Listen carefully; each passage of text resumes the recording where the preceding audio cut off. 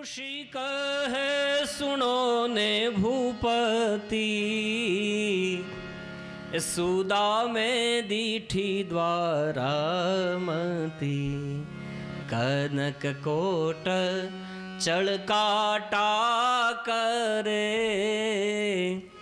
ए मणिमय रतन जड़ा कांगरे, कनक कोट चढ़काटा करे, ए मणिमय रतन जड़ा कांगरे। આવું દિવ્ય દ્વારકાનું દર્શન કર્યું. દ્વારપાળને વિનંતી કરીને દ્વારપાળ અંદર ગયો. ભગવાન અષ્ટપટરાણીઓની સાથે સોનાના હિંડોળા ઉપર ઝૂલી રહ્યા હતા. ત્યાં જઈને દ્વારપાળે કહ્યું દ્વારકાધીશને ઘણી ખમ્મા, મહારાજ ક્ષમા કરજો. ભગવંત દ્વારપાળ કહે છે કે દ્વાર ઉપર કોઈ ભૂદેવ આવ્યા છે. ભગવાન કહેવા લાગ્યા બ્રાહ્મણ હોય તો પછી ને જે જોતું હોય તો આપો. દ્વારપાળ કહેવા લાગ્યો પ્રભુ અમે આપવાના તો ઘણા બધા પ્રયત્ન કર્યા, પરંતુ એ ભૂદેવ કોઈ પણ વસ્તુનો સ્વીકાર નથી કરતા. અને મહારાજ અમે જોયું કે અત્યાર સુધીમાં તમને કોઈ મળવા માટે આવે તો એમ કહે અમારે રાજાધિરાજને મળવું, અમારે દ્વારકાધીશને મળવું. પરંતુ મહારાજ જ્યારથી આ ભૂદેવ આવ્યા છે ત્યારથી એવું બોલે છે કે મારે ગોપાલને મળવું છે, મારે ગોવિંદને મળવું છે. અને જ્યાં આજે ઘણા બધા વર્ષ પછી ભગવાન દ્વારકાધીશે ગોવિંદ નામ સાંભળ્યું. ઊભા થઈ ગયા પોતાના આસન ઉપરથી. શું કીધું? ત્યારે દ્વારપાળ કહેવા લાગ્યો મહારાજ એમ કહે છે મારે ગોપાલને મળવું છે. ભગવાન કહેવા લાગ્યા તો પછી એણે પોતાનું નામ આપ્યું છે કે એ કોણ છે? કે હા મહારાજ પોરબંદરથી આવું છું અને સુદામા એવું નામ છે.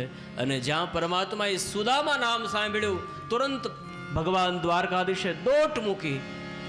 નામ એનું સાંભળીને દોડ્યા ગિરધારી રે, નામ એનું સાંભળીને દોડ્યા ગિરધારી રે, ત્રિકમજી લીધા સુદામાને તેડી રે, એ આસુડા આવ્યા આંખ મારે જી. સુદામાજી દ્વારિકામાં આવ્યા રે દર્શન કરવા દેવના રે. ભગવાન દ્વાર સુધી દોડીને ગયા અને સુદામાને ભેટી પડ્યા છે. હાથ પકડીને અંદર લઈ આવ્યા અને પોતાના સિંહાસન ઉપર સુદામાને બિરાજમાન કર્યા અને સ્વયં નીચે બેસી ગયા. અને અષ્ટપટરાણીઓ સહિત બધી જ રાણીઓને કહ્યું દોડો, મારો મિત્ર ચાલીને આવ્યો છે, એના ચરણ પખાળવા માટે થઈને જલ ભરી આવો. અને બધી જ પટરાણીઓ દોડી અને જ્યાં જળ લઈને આવીને તો લાંબી લાઈન થઈ. ત્યારે સુદામાએ આમ હાથ કર્યો કે મિત્ર આ કોણ? ત્યારે ભગવાન કહેવા લાગ્યા મિત્ર એ તારી ભાભીઓ છે. ભાભીઓ બહુવચન કેટલી છે? ત્યારે ભગવાન કહેવા લાગ્યા મિત્ર વધારે તો નથી પણ 16,108. સુદામા વિચાર કરે કે મારે એકનો મેળ પડતો નથી અને આને 16,108 કે આવી છે શું કામ? કે તમારા ચરણ પખાળવા માટે થઈને. સુદામા કહેવા લાગ્યા કે પછી આટલી બધી ચરણ પખાળે તો હું મારું અસ્તિત્વ રહે ખરું? ભગવાન કહેવા લાગ્યા મિત્ર શું કરું, બધાની ઈચ્છા છે. પછી એક પાત્ર મંગાવ્યું, એમાં એક એક ટીપું પાણી રેડ્યું, આખું પાત્ર ભરાઈ ગયું. અને હવે અષ્ટપટરાણીઓ જલ રેડે અને ભગવાન સ્વયં સુદામાના ચરણ પખાળે છે. હાથ પગ જોડે એની અષ્ટપટરાણી રે, હાથ પગ જોડે એની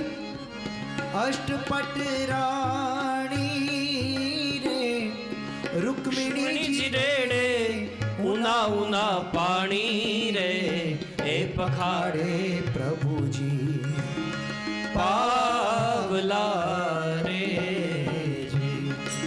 સુદામા સુદામાજી દ્વારિકામાં આવ્યા રે દર્શને દીના નાથ ના રે.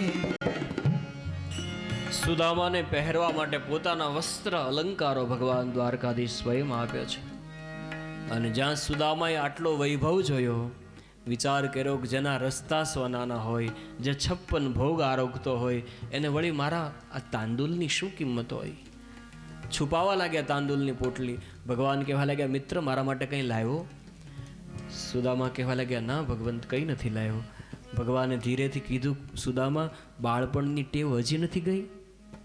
એકલા એકલા ખાવું છે? આમ વિચાર કરીને જે સુદામા પોટલીને છુપાવતા હતા એ પોટલીને ભગવાને ઝૂંટવી લીધી અને સ્વયં પોતાના હાથથી એ પોટલીની ગાંઠો છોડવા લાગ્યા. શુકદેવજી મહારાજ વર્ણન કરે, રાજન એ પોટલીની ગાંઠ નહીં પણ સુદામાના ભવબંધનને ભગવાન પોતાના હાથથી ખોલતા હતા. અને જ્યાં અંદર દ્રષ્ટિ કરી તો પૌવા જોયા. એક મુઠ્ઠી પૌવા પરમાત્માએ પોતાના મુખમાં આરોગ્યા. પોતાના જેટલું ઐશ્વર્ય સંપત્તિ સુદામાને આપી દીધી. બીજી મુઠ્ઠી ભરીને પોતાના મુખમાં પધરાવી. પોતાના કરતાં પણ વધારે ઐશ્વર્ય સંપત્તિ સુદામાના નામે કરી દીધી. અને જ્યાં ત્રીજી મુઠ્ઠી ભરી કોઈને ખબર ન પડી, પણ રૂકમિણીજીને ખબર પડી ગઈ. તુરંત હાથ પકડી લીધો. કારણ કે હવે જો ત્રીજી મુઠ્ઠી પૌવા ભગવાન આરોગી લે તો અષ્ટપટરાણીઓને પણ સુદામાની સેવામાં સમર્પિત કરી દેવાના હતા. રૂકમિણીજી કહેવા લાગ્યા, પ્રભુ અમને તો ના આપો, અમને સેવામાં રાખો નાથ. તાંદુલ જમે છે વાલો વારે રાણી રૂકમિણી રે. તાંદુલ જમે વારે રાણી રૂકમિણી રે. હવે અમને ન આપો એ અવિનાશી રે, સેવામાં રાખો શ્યામળા રે.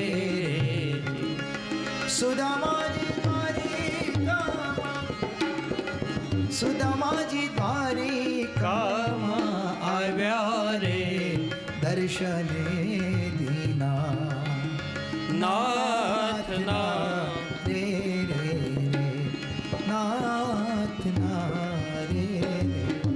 રૂકમિણીજી કહે છે, અમને તો ન આપો પ્રભુ, તમારી સેવામાં રાખો, અમને પ્રસાદ તરીકે કંઈક તો આપો. અને ઘણા બધા દિવસ રોકાયા. અને એક દિવસ સુદામાને પોતાના બાળકોની યાદ આવી કે અહીંયા 56 ભોગ બેઠો બેઠો આરોગું, પણ મારા બાળકોની શું દશા હશે ઘરે. અને ભગવાનની પાસેથી વિદાય લીધી. ભગવાને કીધું, રોકાઈ જવાને વધારે કે ના, હવે હું જાઉં. સુદામાએ વિચાર કર્યો, આટલા અલંકારો, આટલા આભૂષણો, મારું આખું જીવન પસાર થઈ જશે. અને જ્યાં નીકળવાનો પ્રયત્ન કરતા હતા એ વખતે ભગવાને કીધું, સુદામા ઊભા રહો. આ જે વસ્ત્ર અલંકારો જે પહેર્યા છે ને એ મારા છે. તમારું ધોતિયું જો તૈયાર કર્યું, ધોઈને ઇસ્ત્રી કરીને પહેરી લો. અને સુદામાએ કહ્યું કે હા મિત્ર, મારે તો ખરેખર મારા જ કપડાં જ પહેરવા જોઈએ. છતાં પણ એક પણ મુખ ઉપરની લકીર ન બદલાણી. અને વિદાય લીધી. ભગવાન સ્વયં વળાવવા માટે ગયા. વારંવાર સુદામા કહે, મિત્ર હવે અહીંયા ઊભો રહી જા, ક્યાં સુધી મારી સાથે ચાલીશ? અને ભગવાન પાદરમાં ઊભા રહ્યા. સુદામા થોડાક આગળ વધ્યા. એમાં સુદામાને કંઈ યાદ આવી ગયું. પાછળ ફરીને જોયું, ભગવાન હજી ઊભા હતા. મિત્ર થોડી વાર માટે ઊભો રહે છે, મારે તારું કામ છે. દોડીને આવ્યા. ભગવાનને એમ કે હવે કંઈક માંગશે. ભગવાને કીધું, હા સુદામા બોલો, શું છે? સુદામા કહેવા લાગ્યા, ગોવિંદ, ગોપાલ, હું પોરબંદરથી આવ્યો દ્વારકા, તારો મહેમાન થયો, તે મારું ખૂબ સારી રીતે સ્વાગત સન્માન કર્યું. હવે હું તને આમંત્રણ આપું છું કે તું દ્વારકાથી પોરબંદર આવજે, મારી શક્તિ પ્રમાણે તારું સ્વાગત કરીશ. અને ભગવાન કહે છે, ધન્ય સુદામા, ઘણા બધા દિવસ સુધી રોકાયા અને હવે આ વિપ્ર બ્રાહ્મણે વિદાય લીધી.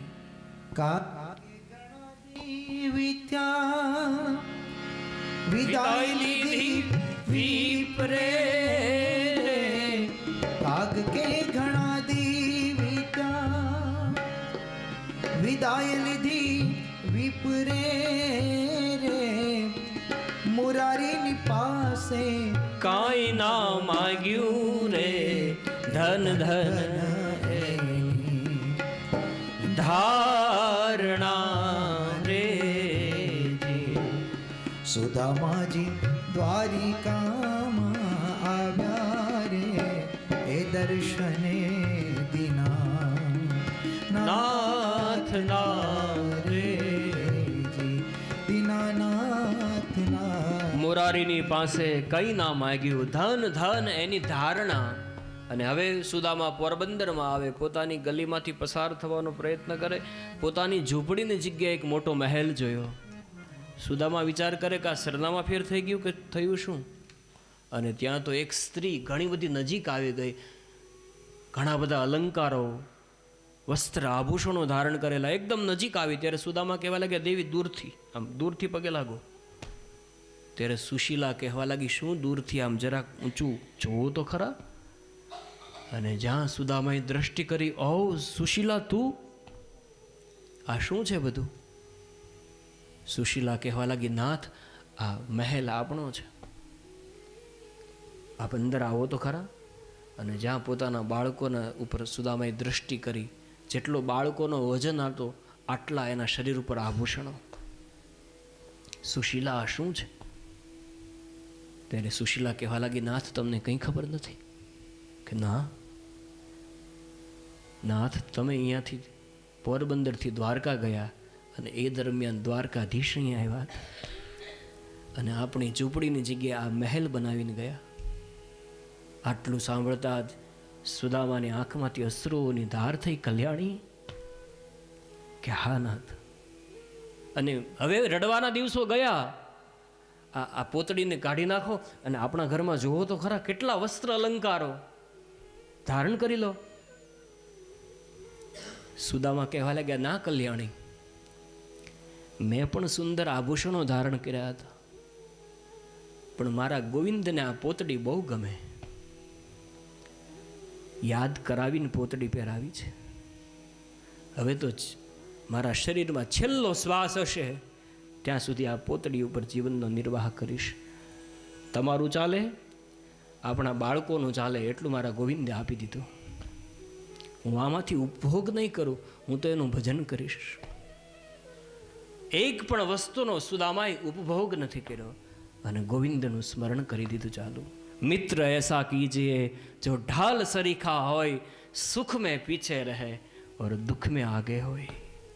ભગવાન શ્રી કૃષ્ણ અને સુદામાની દિવ્ય આ મિત્રતાની કથા પછી શ્રી સુખદેવજી મહારાજ રાજા પરીક્ષિતને સૂર્યગ્રહણના પ્રસંગની કથાનું દર્શન કરાવે. એક વખત વસુદેવજીને મળવા માટે નારદજી આવે, એ કથાનું દર્શન છે. નારદજી કહેવા લાગ્યા, તમે એવું નહીં વિચારતા કે હું ભગવાનનો બાપ છું, મારે કાંઈ ન કરવું પડે. દરેક જીવાત્માએ પોતાનું કલ્યાણ જાતે કરવું પડે. અને નારદજી દ્વારા વસુદેવજીને બોધ આપે. આ બાજુ ઘણી બધી સંપત્તિમાં યાદવો પોતાની ભાન ભૂલે છે, બુદ્ધિ બગડી. બહુ સંપત્તિ હોય ને ત્યારે આપણા સંસ્કાર જતા ન રહે, ખાસ ધ્યાન રાખવું. યાદવો શરાબ પીવા લાગ્યા, ભગવાનના વંશજો હતા છતાં પણ. અને એક યાદવને સ્ત્રી બનાવી, ગર્ભવતી સ્ત્રી હોય એવું નાટક કર્યું. સાંબને સ્ત્રી બનાવી અને એના પેટ ઉપર એક મુશળ બાંધી દીધું, ગર્ભવતી સ્ત્રી હોય એવું દેખાડ્યું. અને મહાત્માજી પાસે જઈને કીધું કે આ બેન ગર્ભવતી છે, એના પેટમાં બાળક છે, તમે સીધો છો, બતાવો દીકરો આવશે કે દીકરી? મહાત્માને લાગ્યું કે ઓહ, આ તો પુરુષ છે અને સ્ત્રીનું નાટક કરે છે. અને કીધું એના પેટમાં જે કાંઈ હશે એ તમારા યદવંશના વિનાશનું કારણ બનશે. યાદવો ગભરાયા. એ સાંબના પેટ ઉપર એક મુશળ બાંધ્યું હતું, એને ઘસવા લાગ્યા કે આ મુશળનો જ નાશ કરી નાખી. એક ટુકડો વધ્યો, સમુદ્રમાં ફેંકી દીધો. એ મુશળના ઘસાવાથી સમુદ્રના કિનારે કેરકા નામની વનસ્પતિ ઉત્પન્ન થઈ. એ ટુકડો જે વધ્યો એ સમુદ્રમાં ફેંક્યો, એક માછલી એને ગળી ગઈ. અને પારધીએ જાળ બિછાવી અને એ જાળમાં પેલી માછલી ફસાણી. ઘરે આવીને સમારતો હતો તો માછલીના પેટમાંથી કંઈ અણીદાર શસ્ત્ર જેવું દેખાણું કે ઓહ, આ તો તીરમાં કામ લાગે એમ છે. તીર બનાવ્યું. આ બાજુ યાદવોની બુદ્ધિ બગડી, અંદર અંદર લડવા લાગ્યા. દાવજી મહારાજે સમજાવ્યા કે આ શું કરો, ભાઈઓ ભાઈઓ લડો છો. છતાં એ વખતે દાવજી મહારાજની કોઈ વાત ન માની અને સમુદ્રના કિનારે જે કેરકા નામની વનસ્પતિ ઉત્પન્ન થઈ હતી એના દ્વારા એકાબીજાના ખૂન કરવા લાગ્યા. ભગવાનનું મન ખિન્ન થઈ ગયું. કુરુક્ષેત્રના મેદાનમાં અર્જુનને સમજાવી શકનાર વ્યક્તિ પોતાના પરિવારને ન સમજાવી શક્યો. એ વખતે દેવતાઓ આકાશમાંથી આવ્યા. હે નારાયણ, અમે જ એક વખત ક્ષીરસાગરમાં આવ્યા હતા કે તમે અવતાર ધારણ કરો પ્રાર્થના કરવા માટે. ફરીથી અમે આવ્યા છીએ નારાયણ, હવે કૃપા કરો. પ્રભુ સ્વધામ પધારો, વૈકુંઠ તમારા વિનાનું સુનું છે. દેવતાઓએ વિનંતી કરી અને દેવતાઓ જ્યાં ગયા, ઉદ્ધવજીને ખબર પડી ગઈ કે ઓહ, ભગવાન તો મૂકીને જતા રહેશે.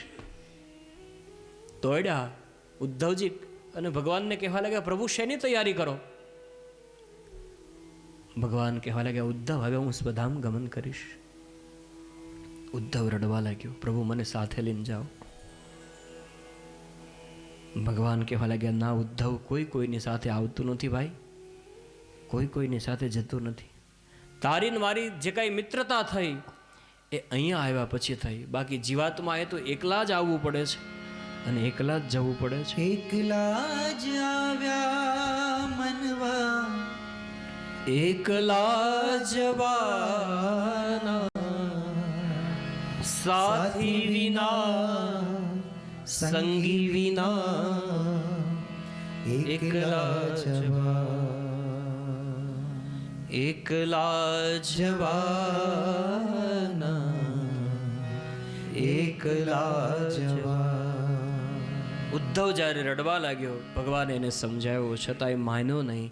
ત્યારે ભગવાને ઉદ્ધવના ઉપર કૃપા કરી પોતાની ચરણ પાદુકા આપી. છતાં પણ ઉદ્ધવ કહેવા લાગ્યો, પ્રભુ તમારા વિના જીવન કેમ જીવાય? ત્યારે ભગવાન કહેવા લાગ્યા, ઉદ્ધવ શું કામ રડે છે? હું ક્યાંય જતો નથી ભાઈ. આ પૃથ્વી ઉપર કૃષ્ણ અવતાર ધારણ કરીને આવ્યો. ઉદ્ધવ મારું 125 વર્ષનું આયુષ્ય, ઉદ્ધવ મારા આયુષ્યનું સમગ્ર તેજ, સમગ્ર પુણ્ય ઉદ્ધવ આજથી હું ભાગવતજીમાં પધરાવીને જાઉં છું. માટે તમે હવે બધા ભાગવતનો આશ્રય કરજો. અને ભગવાને પોતાનું સમગ્ર તેજ, સમગ્ર પુણ્ય ભાગવતજીમાં પધરાયું. દેવતાઓએ પુષ્પની વૃષ્ટિ ભાગવતજીના ઉપર કરી અને ભાગવતજીનો જય જયકાર કર્યો. બોલ શ્રી ભાગવત ભગવાન કી જય.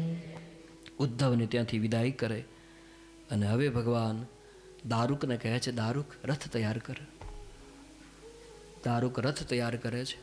ભગવાન રથારૂઢ બન્યા અને દ્વારકાથી ઘણા બધે દૂર નીકળી ગયા. દ્વારકાવાસીઓને કહ્યું કે હવે દ્વારકા છોડી દેજો. કેમ કે આજથી 7મા દિવસે દ્વારકા હવે સમુદ્રમાં ડૂબી જશે. અને હવે ભગવાનનો રથ આગળ વધતો હતો, દારૂક રથ ચલાવતો હતો. એમાં ભગવાને કહ્યું, દારૂક બસ અહીંયા રથ ઊભો રાખી દે. એક પીપળાના વૃક્ષ દેખાયું. ભગવાને કહ્યું, બસ દારૂક ઊભો રાખ.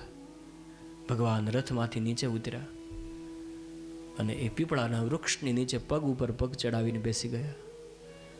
દારૂક દોડીને આવ્યો, ભગવંત નીચે બેસી ગયા, રથ તૈયાર છે. ભગવાન કહેવા લાગ્યા, દારૂક ઘણા બધા સમય સુધી તે મારી સેવા કરી, આજથી હવે હું તને મારી સેવામાંથી મુક્ત કરું છું. દારૂકના આંખમાંથી અશ્રુઓની ધાર થઈ. ભગવંત મારો કોઈ અપરાધ? દ્વારકાધીશ કહેવા લાગ્યા, ના દારૂક, હવે તારા રથની મને જરૂર નથી. હવે મને લેવા માટે થઈને બીજો રથ આવશે. દારૂક કહેવા લાગ્યું, પ્રભુ આવું ન બોલો. અને એ વખતે ભગવાને દારૂકને જ્ઞાનોપદેશ આપ્યો અને કહ્યું, જા હવે તો અને હવે એકાંતમાં પરમાત્મા પગ ઉપર પગ ચડાવીને બેઠા છે. દેવતાઓ આકાશમાંથી વારંવાર વિનંતી કરે, ભગવંત હવે જલ્દીથી વૈકુંઠ પધારો. આ બાજુ પેલો પારધી તીર તૈયાર કરીને નીકળ્યો હતો શિકાર કરવા માટે. દૂરથી જોયું તો કોઈ પશુની આંખ ચમકતી હોય એમ લાગ્યું. એ પરમાત્મા દ્વારકાધીશના ચરણ હતા અને નિશાન લીધું અને તીર છોડ્યું. શુકદેવજી મહારાજ વર્ણન કરે, રાજન એ તીર સીધું ભગવાન દ્વારકાધીશના ચરણમાં વાગ્યું. એ જરા નામના પારધીને ખબર પડી, દોડીને આવ્યો. ઓહ, મારાથી બહુ મોટો અપરાધ થઈ ગયો. દ્વારકાધીશ આપ બિરાજતા હતા, મને ખબર નહોતી પ્રભુ, ક્ષમા કરી દો ભગવંત. ભગવાન કહે છે, જરા હું તને માફ કરું છું. ત્યારે જરા નામનો પારધી કહે છે, પ્રભુ કયા ભવે છૂટીશ? ત્યારે ભગવાન કહેવા લાગ્યા, જરા ચિંતા ન કર ભાઈ, આ તો તારો ને મારો હિસાબ ચૂકતે થાય છે. પૂર્વજન્મમાં હું રામ હતો અને તું વાલી હતો, તારો કોઈ અપરાધ નહીં, છતાં પણ ઝાડ પાછળ છુપાઈને સુગ્રીવની સાથે મિત્રતા એટલે તને તીર માર્યું. આ જન્મમાં મારો કોઈ અપરાધ નહીં, તું મને તીર મારે, તારો ને મારો હિસાબ પૂરો થાય છે. અને જરા ચિંતા ન કર, અંતિમ અવસ્થામાં કોઈ મારું નામ લઈને મૃત્યુ પામે એને તો હું ગતિ આપું જ છું. અરે હું જેને મારું એને પણ ગતિ મળી જાય, પરંતુ જરા તને ખબર નથી, કોઈ મને મારે તો એને પણ હું દિવ્ય ગતિ આપું છું. અને જરા નામના પારધીને ભગવાન સ્વધામ સાથે લઈને જાય. શ્રી સુખદેવજી મહારાજ વર્ણન કરે છે, રાજન ભગવાન સ્વધામ ગમન કરે. અહીંયા 10મ સ્કંદ ઉત્તરાર્ધ પૂર્ણ થાય, 11 સ્કંદનો પ્રારંભ થાય. એમાં આ ઉપસંહાર લીલા, ઉપસંહાર લીલામાં ભગવાન દત્તાત્રેયના 24 ગુરુઓનું વર્ણન આવે છે. અને ભગવાનના સ્વધામ ગમનની કથા પછી 11 સ્કંદ અહીંયા પૂર્ણ થાય. 12 સ્કંદ એ આશ્રય લીલા છે. સ્કંદના આરંભમાં શ્રી સુખદેવજી મહારાજ રાજા પરીક્ષિતને કલયુગનું વર્ણન કરે છે. રાજા, હવે કલયુગ એવો વ્યાપ્ત થશે, લોકો ધર્મને ભૂલશે. ઘણું બધું કલયુગના દોષોનું વર્ણન કર્યું, પરંતુ રાજા કલયુગમાં ઘણા બધા દોષો છે, પરંતુ કલયુગમાં એક મોટો સદ્ગુણ છે કે કોઈ વ્યક્તિ કલયુગમાં પરમાત્માનું સાચા હૃદયપૂર્વક નામ લેશે એને દિવ્ય ગતિ મળશે. કલયુગ કેવલ નામ આધારા, સુમેર સુમેર ઉતરે ભવ પારા. રાજા, આજે 7મો દિવસ છે. થોડી વારમાં તક્ષક નામનો નાગ આવશે, તને દંશ આપશે, તારું મૃત્યુ થશે. પરંતુ હું તારી સામે બેઠો છું, ત્યાં સુધી 7 દિવસ શું, તારા 7 જન્મ પસાર થઈ જાય તો પણ તક્ષકની તાકાત નથી કંઈ આવી શકે. એટલે એવો વિચાર નહીં કરતો કે મારી પાસે હવે સમય નથી રહ્યો, બોલ કોઈ પ્રશ્ન હોય તો. અને એ વખતે પરીક્ષિતે હાથ જોડ્યા, બાબજી બધાય પ્રશ્નોનું નિરાકરણ થઈ ગયું.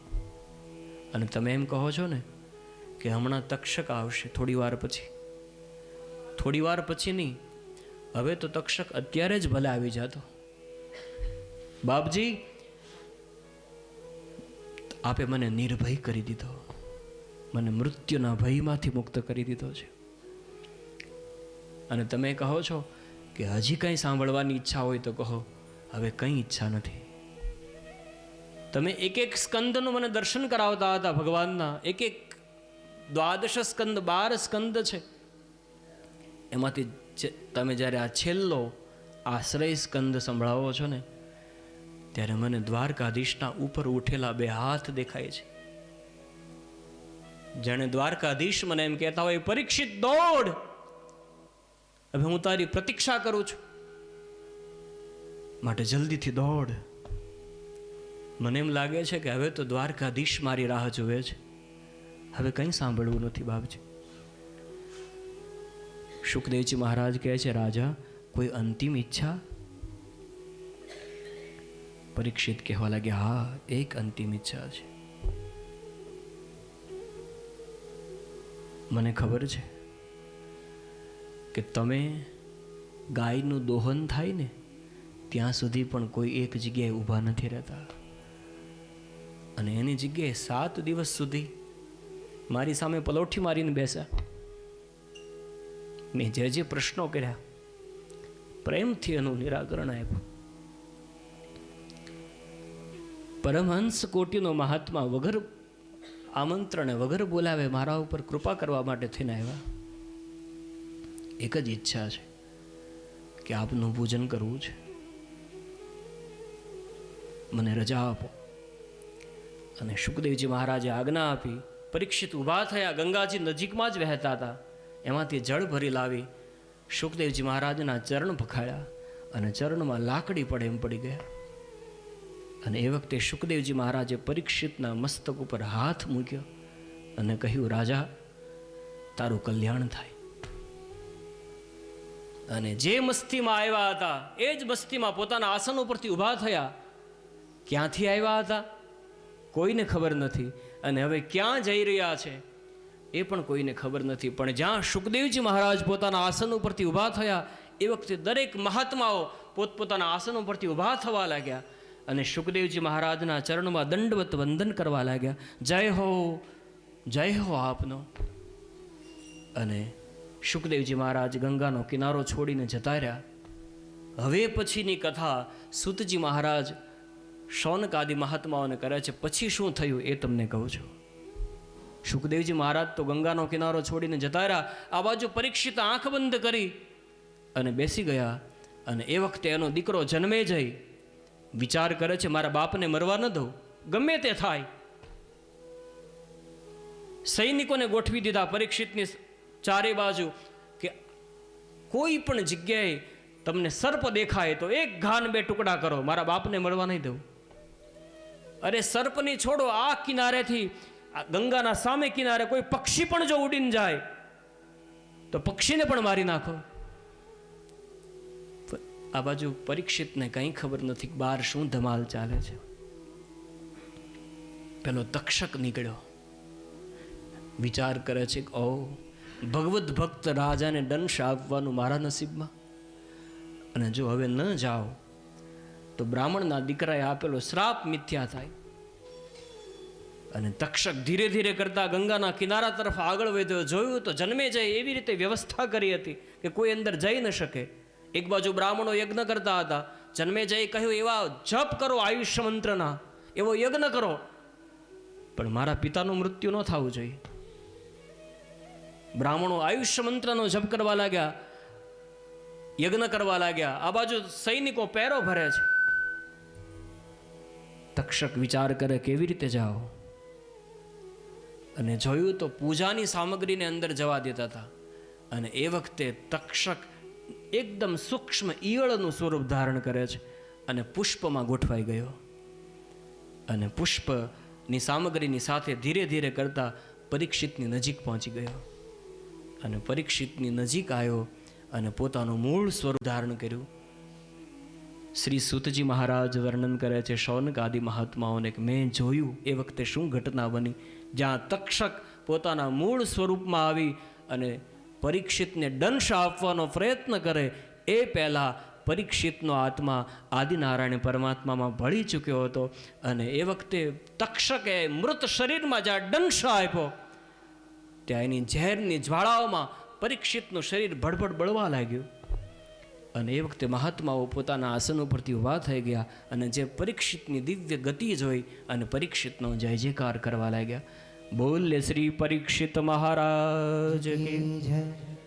ત્યાર પછી જન્મે જે સર્પ સત્ર કરે અને મહર્ષિ આસ્તિક આવી અને એને સમજાવે કે આ તું શું કરે, તારા પિતા તો આદિનારાયણ પરમાત્માના દિવ્ય ધામને પ્રાપ્ત કર્યું અને તું આવી રીતે સર્પોનો વિનાશ કરવા માટે નીકળ્યો. જન્મે જઈને રોક્યો, જ્ઞાનોપદેશ આપ્યો. અહીંયા ત્યાર પછી વેદોની શાખા વિભાજન ઇત્યાદિનું વર્ણન ભાગવતજીમાં આવે. એ બધી જ કથા ભાગવતજીના શ્રીચરણે સમર્પિત કરીએ. આવો આજથી ઠીક 7 દિવસ પહેલા ગંગાના કિનારે મનમાં ઉઠેલો સંકલ્પ, આ વિચાર ક્યાંથી આવ્યો હતો? ગંગાજીના કિનારેથી વિચાર આવ્યો હતો. અને ઠાકોરજીએ કૃપા કરી વિરેન્દ્રભાઈના પરિવાર ઉપર કે ગંગાજીના કિનારે એ સંકલ્પને પૂરો કરાવે છે. વિચાર આવવો અને પૂર્ણ થવો એ ભગવાનની કૃપા હોય ત્યારે સંભવ છે. અહીં અમારી કથા કનખલમાં ચાલતી હતી, એ દરમિયાન મળવા માટે આવ્યા અને ઠાકોરજીની ઈચ્છા હશે, ભગવાને કૃપા કરી. જ્યારથી કથા નક્કી થઈ, કોઈના વખાણ કરવા માટે નથી કહેતો બાપ, પરંતુ ત્યારથી વિરેન્દ્રભાઈ, બેન બધા જ વારંવાર ફોન કરીને કથા કેવી રીતે સારી રીતે કથા કરી શકાય, શું આયોજન કરીએ તો બધું સારી રીતે પાર પડે, એના માટે સતત પૂછપરછ કર્યા કરતા હતા. વ્યાસપીઠ પરથી ભાગવતજીને પ્રાર્થના કરું કે એના પરિવારનું સદૈવ કલ્યાણ થાય અને સારા સારા શુભ સંકલ્પો આપણા રુદ્રીપાઠમાં આવે છે. તન મે મનઃ શિવ સંકલ્પમસ્તુ. મારા દરેક સંકલ્પો કલ્યાણકારી હોય. બધા એને સારી રીતે લઈ આવ્યા. 7 દિવસ ઠાકુરજીએ ખૂબ આનંદ કરાયો. વિશેષ આભાર માનીશ અમારે ભૂદેવ ઋષિ વેદના મંત્ર દ્વારા ઠાકુરજીને રાજી કરવાનો પ્રયત્ન કર્યો. જોરદાર તાળીઓના ગડગડાટથી એનું અભિવાદન કરીએ. સાથે અમારે મહેન્દ્રભાઈ, તમને બધાએ જ્યારે ઊભા થાવ ત્યારે ઠાકુરજીના પ્રેમમાં નચાવાનું કાર્ય કર્યું. જોરદાર તાળીઓના ગડગડાટથી વધાવીએ. સાથે અમારે ઋષભભાઈ ખૂબ સારી રીતે તબલા વગાડી અને ઠાકુરજીને સેવા કરવાનો પ્રયત્ન કર્યો.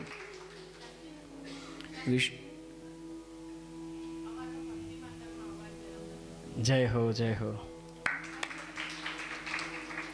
સાથે રસોઈ બનાવનાર મહારાજ શ્રી સાથે કામ હેલ્પર બહેનો ખૂબ સારું ભોજન બનાવી અને એ કર્યું.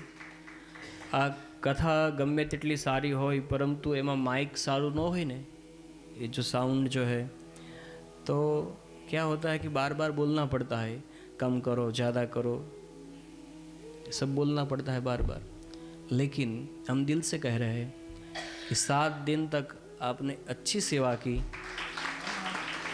मोनू भाई नाम है, भागवत जी को प्रार्थना करते हैं ठाकुर जी के श्री चरणों में, भगवान आपको सदैव प्रसन्न रखे. साथ ये कथा संपन्न होने के बाद हम पुनः इस कथा का दर्शन कर सके, इसलिए जो ये हमारी तीसरी आँख है, ये वीडियो है जिसमें एक कथा इस जो संग्रहित करते हैं. ऐसे हमारे वीडियो शूटिंग सोनू भाई, तालियों के करतल ध्वनि से हम उसका अभिवादन करते हैं. भागवत जी सदैव उसका कल्याण करे. समय સફાઈ, હા, એ અગત્યનું છે ને બાપ, કારણ કે સફાઈ ખૂબ સારી રીતે જે કરી છે સફાઈ કામદારો, ઠાકોરજી સદૈવ એનું કલ્યાણ કરે. વિશેષ અહીંયા આપણને સ્થાન આપ્યું એવા આશ્રમના પૂજ્ય મહંતશ્રી અને સાથે મેનેજરશ્રી, એ આપણા ગુજરાતી છે અને ખૂબ સારી રીતે એમણે બધો જ સહકાર આપવાનો પ્રયત્ન કર્યો. તાળીઓના ગડગડાટથી મેનેજર સાહેબનું અભિવાદન કરીએ. આ બધાયનું સ્વાગત કરતાં કરતાં બધાય હોય, સંગીતવાળા હોય, ભૂદેવ હોય, માઇક હોય, વિડીયો હોય, બધું જ હોય, પણ હવે સાંભળવાવાળા ન હોય તો કહો. અમારે સૌરાષ્ટ્રમાં કાઠિયાવાડી ભાષામાં કહું તો ભીતને સંભળાવવી, કોને સંભળાવવી? તમે તમારો કિંમતી સમય કાઢી અને આ હરિદ્વારની પાવન ધરા ઉપર પધાર્યા અને 7 દિવસ સુધી નિષ્ઠાપૂર્વક ભગવાન પ્રત્યેનો પ્રેમ મેં જોયો તમારામાં. નહીંતર અહીંયા આવ્યા પછી ઘણું બધું ચક્કડી ભમડી હોય, અહીંયા જઈ આવો ને અહીંયા જઈ આવો, છતાં પણ એ કથાના સમય પછીના સમયમાં એ બધો તમે કાર્યક્રમ કર્યો. તમારા આ પરમાત્મા પ્રત્યેની ભક્તિ અને નિષ્ઠાને વ્યાસપીઠ ઉપરથી હું વારંવાર વંદન કરું અને ભગવાનને પ્રાર્થના કરું કે તમારા દરેકના મનના જે કોઈ શુભ સંકલ્પો હોય અને એનો મારો દ્વારકાધીશ એ શુભ સંકલ્પોને પૂર્ણ કરાવે, તમારું સ્વાસ્થ્ય સારું રાખે અને વારંવાર તમને આવી કથામાં આવવાનો, યાત્રા પ્રવાસ કરવાનો ભગવાન અવસર આપે એવી ભગવાન દ્વારકાધીશના શ્રી ચરણે પ્રાર્થના કરું. આવો આજની કથા 7મા દિવસની પૂર્ણાહુતિ વિરામ સત્રને અહીંયા વિરામ જાહેર કરીએ. 7 દિવસ દરમિયાન મન, વચન અને કર્મ દ્વારા વ્યાસપીઠ પરથી મારાથી કોઈ અપરાધ થયો હોય તો 2 હાથ જોડી બધાની ક્ષમા યાચના કરું છું. અને વિશેષ 7 દિવસ સુધી કથા સાંભળો ને એટલે તમારે મને દક્ષિણા આપવી પડે. હા કે ના? આપવી જોઈએ ને? ના આપો તો શું, અમારે બાળકોને મોસાળ મૂકવા જવા? આપવી જ પડે ને? હા કે ના? 7 દિવસ સુધી કથા સાંભળી? 7 દિવસ સુધી કથા સાંભળી?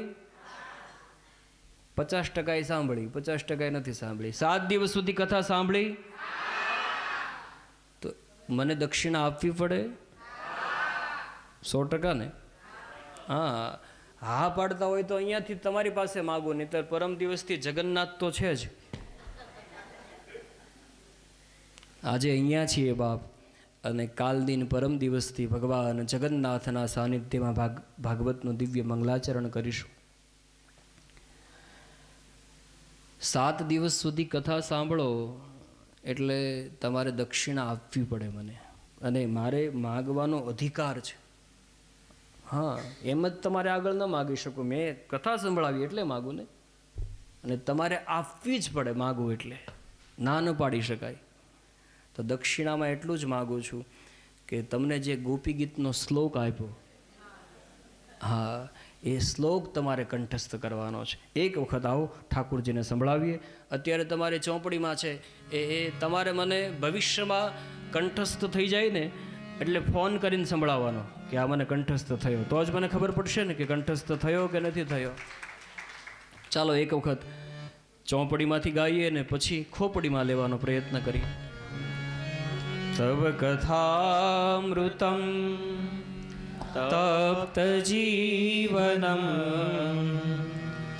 કવિભીડિતમ કલ્મષાપહમ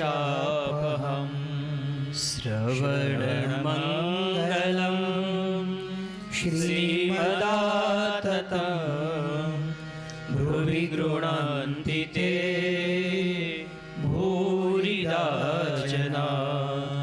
હા, ભ્રુવિ ગૃણન્તિ તે ભૂરિદા જના. આ શ્લોક કંઠસ્થ થાય એવો પ્રયત્ન કરજો, વારંવાર સાંભળજો, જેથી કરીને યાદ બહુ ઓછા સમયમાં રહી જશે આવો મને ભરોસો છે. 2 કામ કરવાના હોય, એક દક્ષિણા આપવાની, આ કામ પૂરું થઈ ગયું. અને હવે એક બીજું કામ કે 7 દિવસ સુધી આપણે કથા સાંભળી એ દરમિયાન આપણાથી કોઈ પણ જગ્યાએ ભૂલચૂક થઈ હોય તો પરમાત્મા આપણા અપરાધને ક્ષમા કરે, એટલા માટે 2 હાથ ઉપર ઉઠાવી અને મારી પાછળ બોલવાનું છે. હરયે નમઃ, હરયે નમઃ, હરયે નમઃ, હરયે નમઃ, હરયે નમઃ, હરયે નમઃ. નામ સંકીર્તનમ યસ્ય સર્વપાપ પ્રણાશનમ પ્રણામો દુઃખશમનમ સ્તં નમામિ હરિં પરમ, સ્તં નમામિ હરિં પરમ. ભગવાન કેશવ આપણા દરેકના પાપોનો ક્ષય કરે અને ભગવાન દરેકને જીવનનું પરમ કલ્યાણ કરે અને શ્રેષ્ઠ ગતિ કરાવે. વિશેષ જ્યારે જ્યારે ઉત્સવો થયા ત્યારે બહેનોએ પણ ખૂબ સહભાગી થયા બધા. અમારે આ અરુણાબેન અને આખું એનું પેલું બધા સાથે બહેનો આવ્યા છે. એક વખત તાળીઓના ગડગડાટથી વધાવીએ. વિશેષ અમારે આ મુખ સેવક સાહેબ, હા, 7 દિવસ સુધી એમણે ઘણા બધા વ્યક્તિ બોલતા બહુ ઓછું હોય, પરંતુ કેવી રીતે કથા સફળ થાય એના માટેનો પ્રયત્ન કર્યો. આખી લાઈન જુદી નહીં તરે આ બધી, છતાં પણ ખૂબ સારી રીતે સેવા કરી. એ એમના ઘરેથી એના બાળકો પછી બેન, એમના દીકરી, શું નામ છે, કેનાબેન, અને આમ તો જમાઈ જે છે ને એ ગમે કાર્યમાં જમાય જ અવળો ચાલે, પરંતુ અહીંયા ઉલટું. હા, અહીંયા મેં જોયું કે એ જમાએ પણ 7 દિવસ સુધી એટલો બધો સહકાર કર્યો. નહીંતર આપણા શાસ્ત્ર એમ કહે જામા તસ્ય દશમા ગ્રહ. હા, પણ એવું નથી. તો એના માટે પણ આપણે એક વખત જોરદાર તાળીઓના ગડગડાટથી વધાવી લઈએ. બાપ, સૌનો આભાર. અને આવો થોડી વાર માટે હરિનામ સંકીર્તન કરીએ.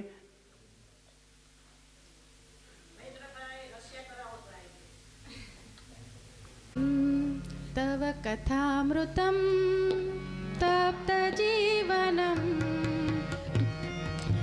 कविभिरीडितं कल्मषापहं श्रवणमङ्गलं श्रवणतीर्थं श्रवणमङ्गलं श्रीमदाततं ब्रूहि गृह्णन्ति ते भूरिदा जना ब्रूहि गृह्णन्ति ते भूरिदा जना. એમના પ્રયત્નને જોરદાર તાળીઓના ગડગડાટથી વધાવીએ. ખૂબ સુંદર નિષ્ઠાપૂર્વકનો આ પ્રયત્ન છે.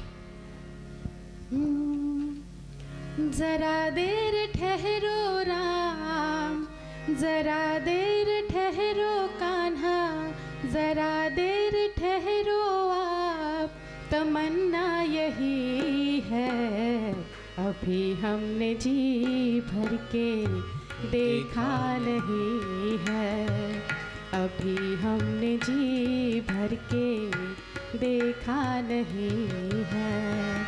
जरा देर ठहरो राम, जरा देर ठहरो राम, तमन्ना यही है अभी हमने जी भर के देखा नहीं है, अभी हमने जी भर के देखा नहीं है.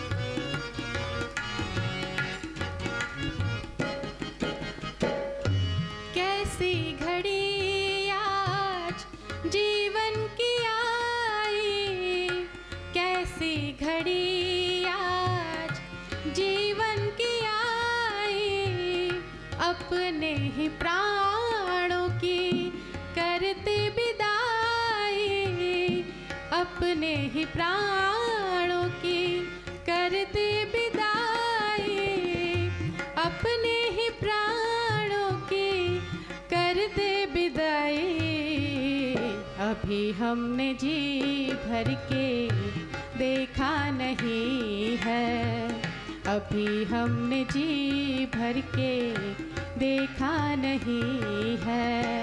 जरा देर ठहरो राम, जरा देर ठहरो राम, तमन्ना यही है अभी हमने जी भर के देखा